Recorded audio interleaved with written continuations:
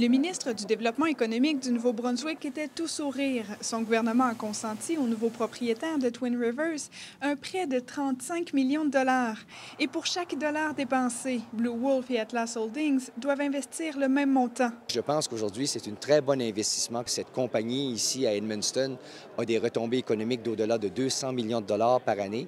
Twin Rivers et toutes les compagnies qui sont rattachées, ça représente au-delà de 2000 emplois. Après plus d'un an de négociations, le consortium américain a encore beaucoup de pain sur la planche, en commençant par la santé et la sécurité au travail. Pour que tous les travailleurs qui vont au travail le matin ou le soir puissent revenir à la maison en santé. Les nouveaux propriétaires sont déterminés à rentabiliser les usines d'Edmundston et de Plaster Rock. Les autres défis importants, évidemment, c'est améliorer notre productivité, améliorer la valeur de notre produit dans le boîtiage, entre autres, améliorer la qualité.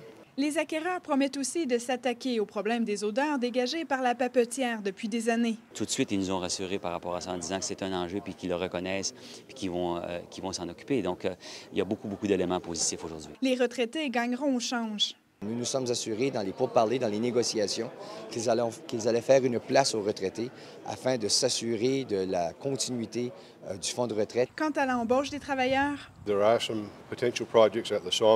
il y a des projets potentiels à la série. Cela pourrait créer des emplois, déclare Tim Lowe. Je ne vois pas ça dans les pattes du papier, s'empresse-t-il d'ajouter. Le consortium a aussi fait l'acquisition d'une usine au Maine, aux États-Unis. Marie-Pierre Beaubien, à Edmundston.